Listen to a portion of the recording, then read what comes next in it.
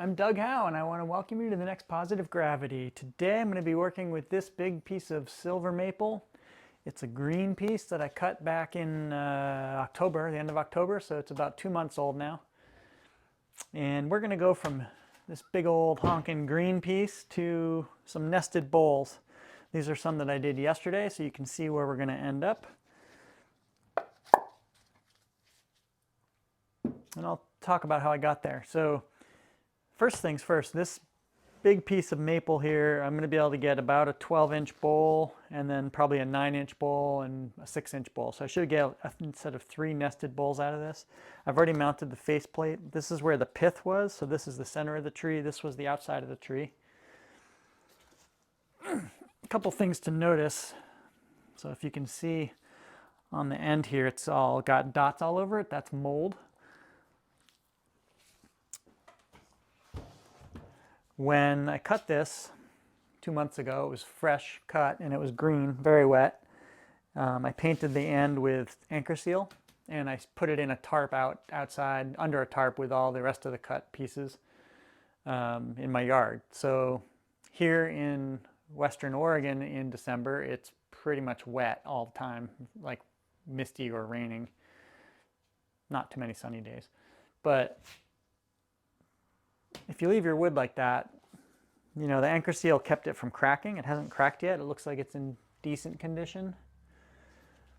But the mold will start to take a toll, and the mold can grow into the wood and stain the wood. So if you like nice clean wood,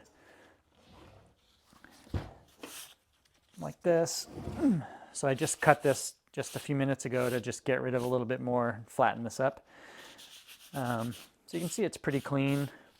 You can start to see, oh my God, that's heavy. Start to see mold growing into the wood here. So if you don't want those mold marks in your wood, you need to check on your cut wood, make sure it's not molding. Mine is, so I'm gonna start processing this now before it gets ruined. It does have a branch that came out right here, so there are some interesting kind of stress marks here in the wood that might appear in the bowl. We'll see, and I don't know if this branch spot will cause a problem in the bowl. Maybe it will. Have to see how deep it goes and what it looks like when we get in there. Normally I would round this up on the bandsaw to 12 inches, but it's not too far off, so I think I'm just going to turn it off. It's already kind of round. I kind of rounded it up with the chainsaw. So yeah, the first step is to mount this up. This will end up being the top of the bowl. This will be the bottom of the bowl. I need to mount this up and put a tenon on the bottom and shape the bowl so that I can then spin it around and work from the top in order to do that. So that's the plan. Plan to get 3 bowls out of this, a 12, a 9, and a 6 probably inch. And yeah, off we go. Green wood is heavy. This one weighs probably 50 pounds. So we got to be careful.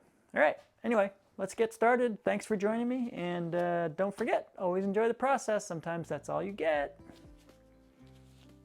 Let's get started. Ooh, that's pretty unbalanced. Got a lot of squaring up to do on the top here. I wonder if I wouldn't have been better off using the original surface up here. And I'll lose a lot of wood.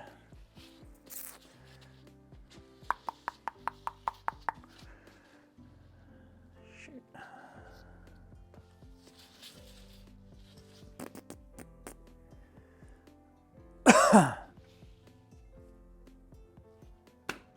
Yeah, I don't think I like this plan. I think I need to rethink what I'm doing here. All right, so all I did was re-drill this with a Forstner bit so that it's following more the plane of this surface than it is of that surface. And I think I might end up saving some wood that way. We'll see. All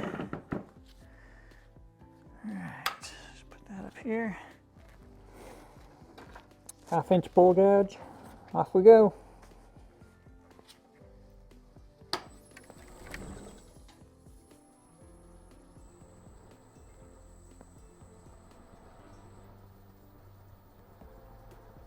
So the goal here is to put a 10 in. That's pretty cool in the center there. Put a 10 in, shape the bottom of the bowl, and round up the sides.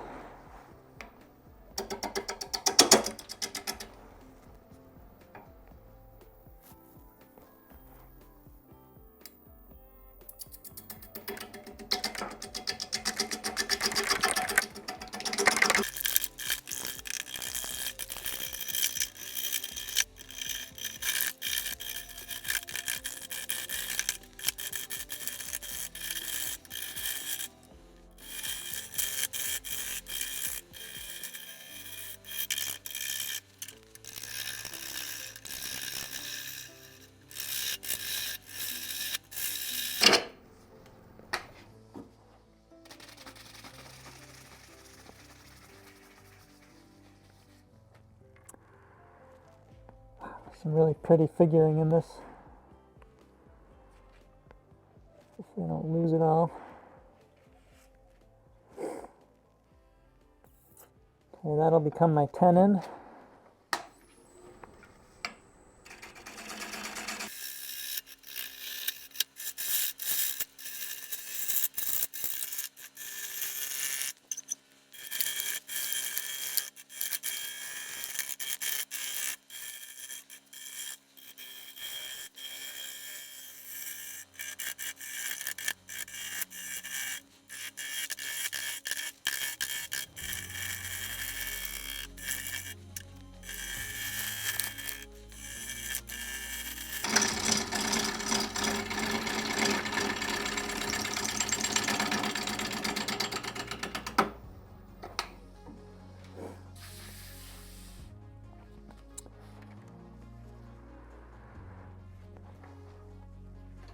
To establish where the top of my bowl is going to be. Looks like it's going to be right in here.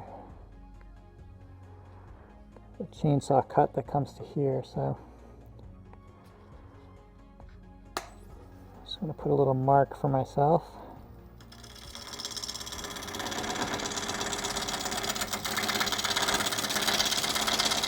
It's basically where the top of the bowl is going to be.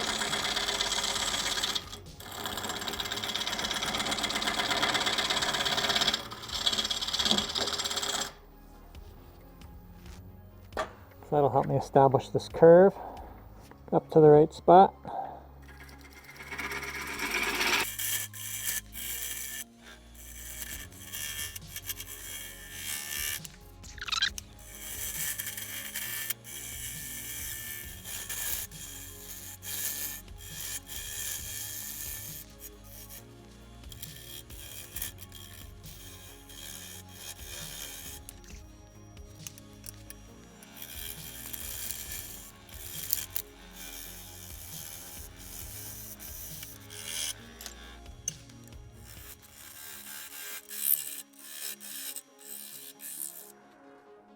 Decent looking tenon.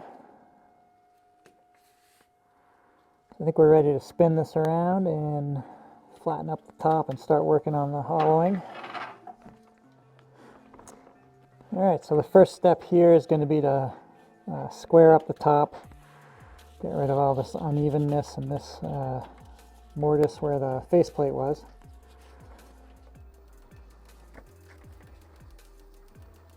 It's about 450 RPM.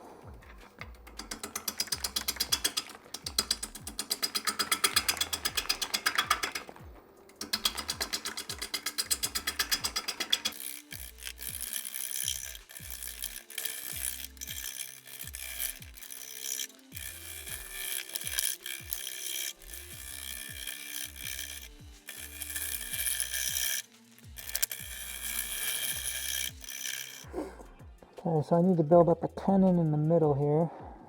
And it looks like I need to do just a little bit more turning on the outside.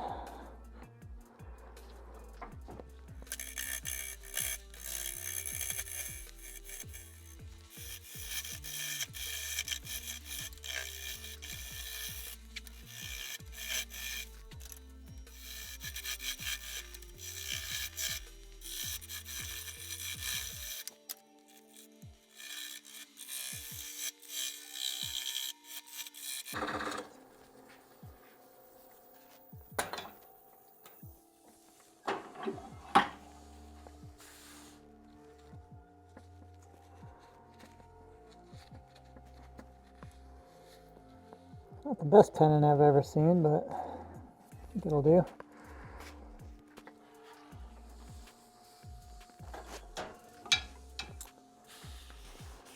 All right, so why did we bother doing all that?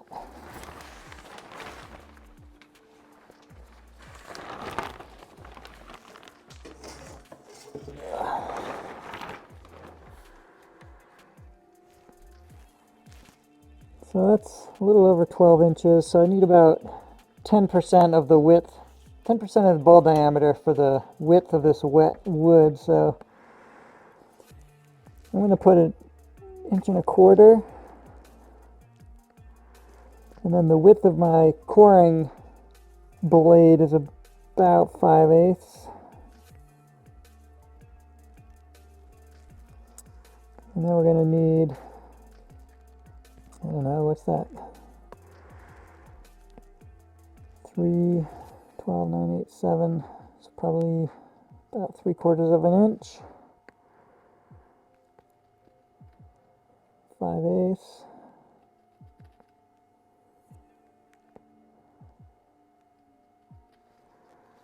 Okay. I'm going to draw some lines on here and then I'll tell you what these are for. Alright, so I got some concentric circles. So this part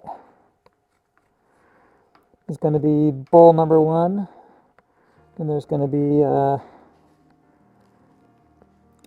blade width here, and then there's going to be bowl number 2, blade width, bowl number 3. So I've got 1, 2, 3 bowls. So now I need to core those out. We do that with our coring device, which I borrowed from my friend Tom. So here's the tool. It's a Woodcut brand coring tool. It's basically got 2 blades, a larger blade and a smaller blade. This is set up right now to cut with the smaller blade, this cutting tip on the end of each of these. And it basically just goes in your banjo with a post. It's got a little collar on it that helps you set the height consistently.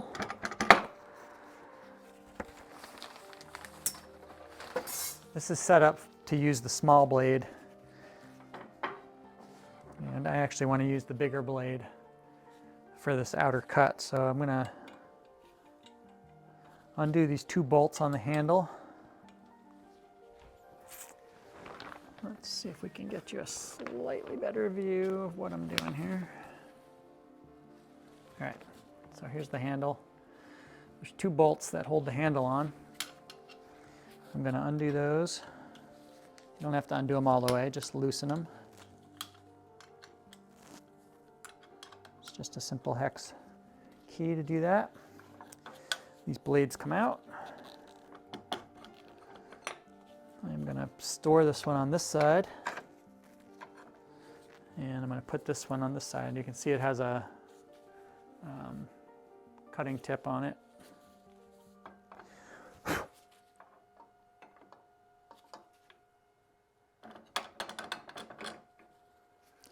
Okay.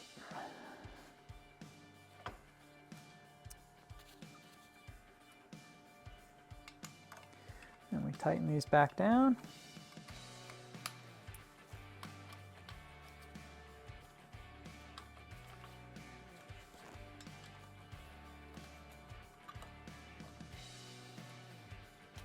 Like that.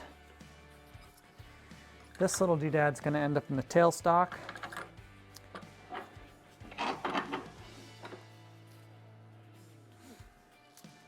The tool comes with 2 different spacing jigs, one for the big blade, one for the small blade. I'm using the big blade, so I need to space this, and basically I need to get this as close to the here as I can. You place this up against the base of the bowl, and this points to where this pivot point needs to be. So my blank is just about the same size as this spacer, so I need to get this as close as I can get it. And I need to get my cutting tip where I want it. Let's see if I can find my original mark since my lines are all over the place. There they are. So I want this right about there. And then this goes into the tailstock. So you bring the tailstock up. That rides into that. There's a bolt underneath here that screws it down.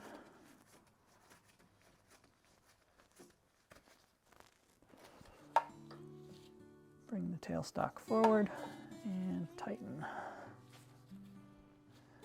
Okay.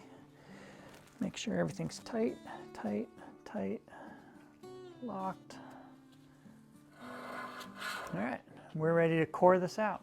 So I'm just going to swing this handle. I'm going to hold this to minimize vibration. I'm going to pull on this handle and core it out. I'm going to do this at about 600 RPM. It seemed to work pretty well.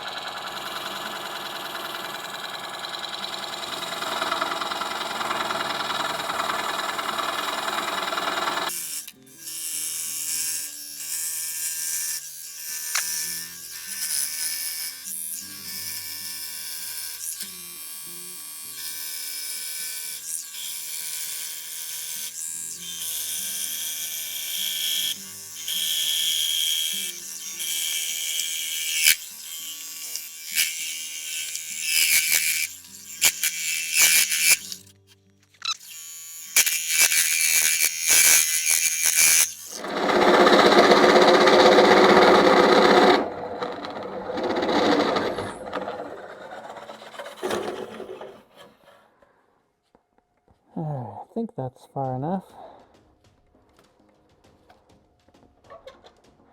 Just gonna back that up. Back that, ouch, back that up. And now I should be able to pop this just like that.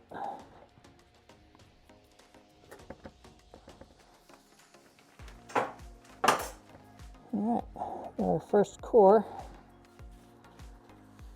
Set that one aside. I'm going to clean up the hole. You can see it leaves a big peg in there.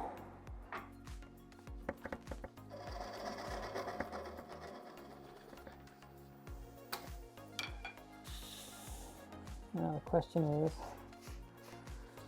how much thicker is it at the base than it is at the top? You might need to do a little bit of hollowing. Oh yeah. So that's my 1 1/4 inch. Down here it's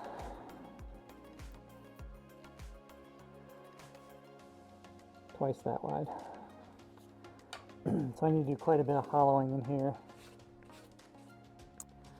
So it's important that the wall thickness is the same throughout so it doesn't crack as it dries. It would dry at different rates otherwise.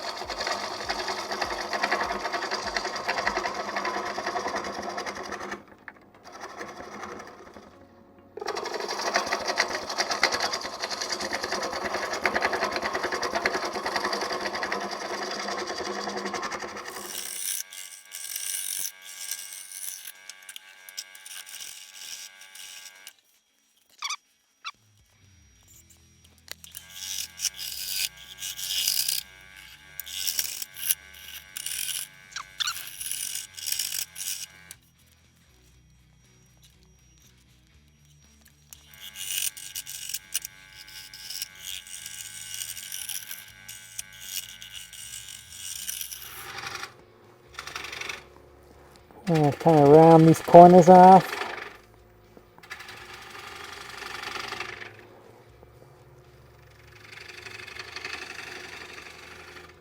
That'll help reduce the chance of cracking.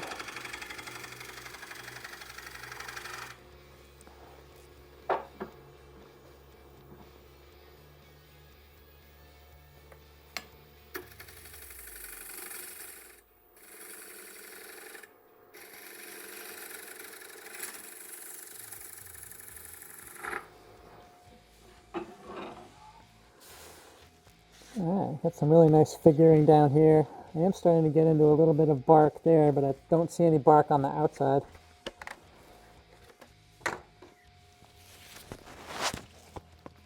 So I'm not sure what that little guy's doing there. But worst case scenario, we can hit it with CA glue. I'm sure that's probably where that branch was, but I don't know why you don't see it on the outside. You only see it on the inside. Weird. I don't know if you can see it, but this is already starting to dry. See, especially on the outside, it's dry basically right here, all the way down on the end grain. It's starting to dry here, so I need to get this coated up with Anchorseal before it cracks.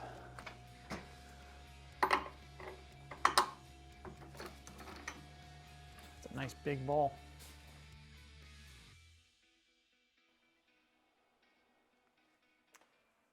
So I've been using Anchorseal to seal the ends of pieces. I lost the audio in this section for some reason, so I'm just voiceovering. Apologize for that. But yeah, to keep the piece from cracking, I'm basically going to take Anchorseal, seal up the end grain primarily, and then also I'll do the rim, and I'll do the foot and the tenon. None of those things, ideally, you want to have drying too fast and cracking. So I just paint it on, no big deal. Usually takes a few hours to dry.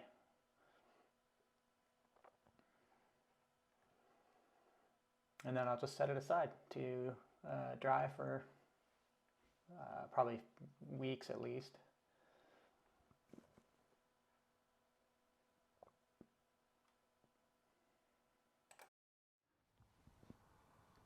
All right, so I'm back.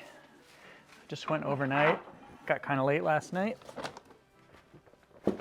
What I did was put the rest of this bowl in the paper bag to keep it moist, and just with some shavings. I'm just going to pull it out of the bag. Like that. That keeps it from cracking. And we look good. So the next step here is to mount this back to the chuck with the tenon and put a new tenon on this side.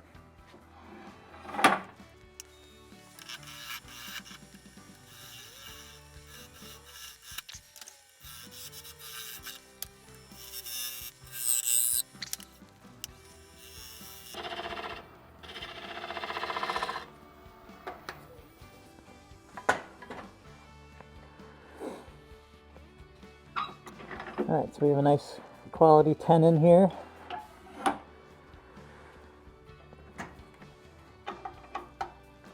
Now we'll flip this back around. And we're ready to make our second nested bowl. So this tool has two blades, right? It's got the large blade, and then it's got a smaller blade. And to make this inside bowl, I want to use the smaller blade.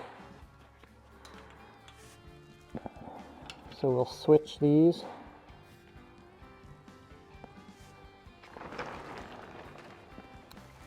So now that we're using the small blade, we want to use the small template.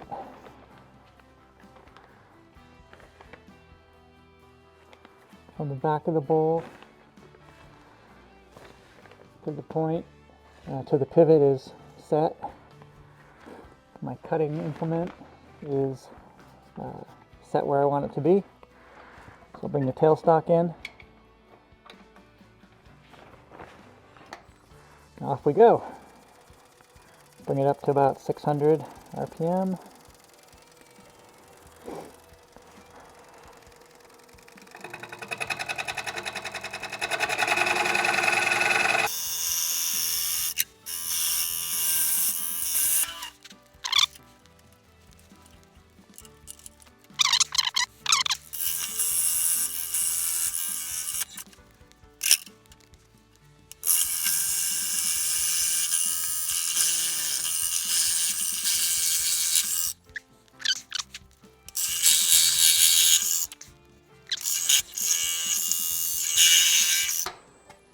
That really should be close. There we go. Do the tailstock.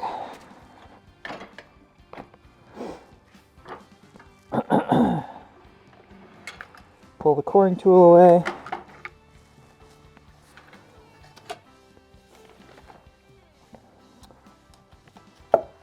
And pop out our core.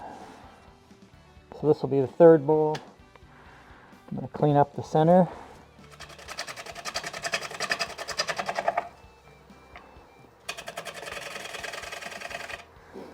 Soften the corners.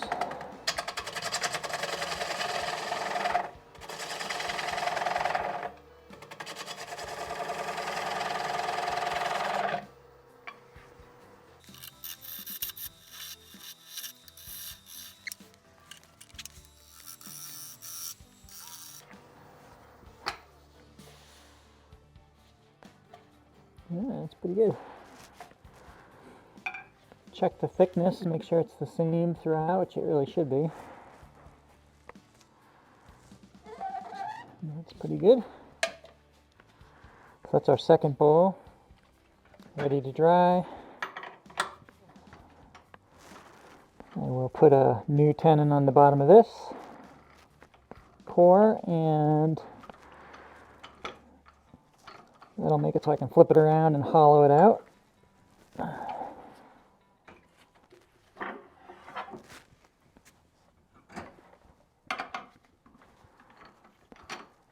Flip it. So now we'll hollow out the third bowl.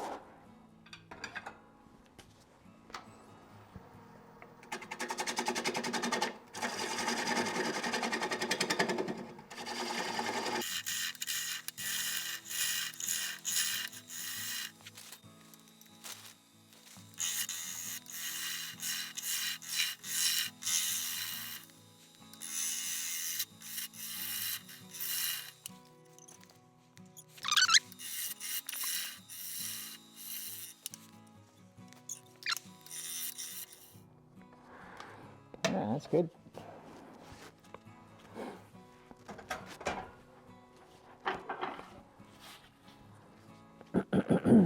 So this is the third bowl. It's ready to dry.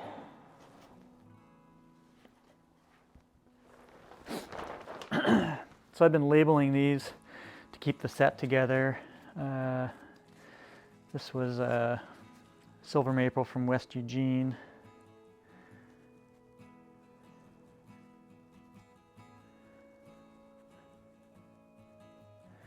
And this is bowl set number 5.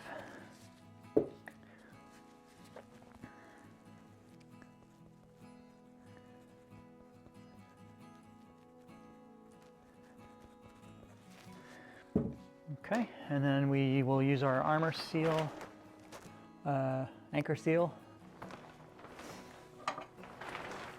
just like we did on the big one.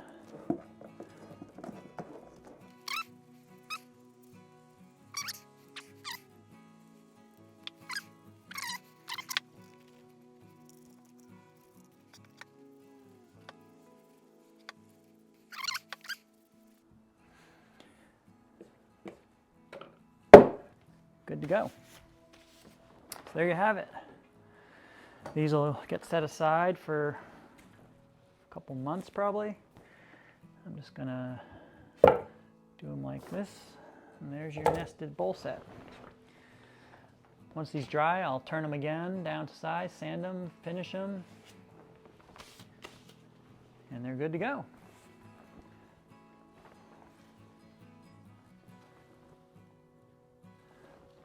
thanks for joining me. And I welcome you to the new year, and I hope to see you in future videos. Hit that subscribe button if you like my content, and I'll be bringing you more shortly. Thanks again. See you next time.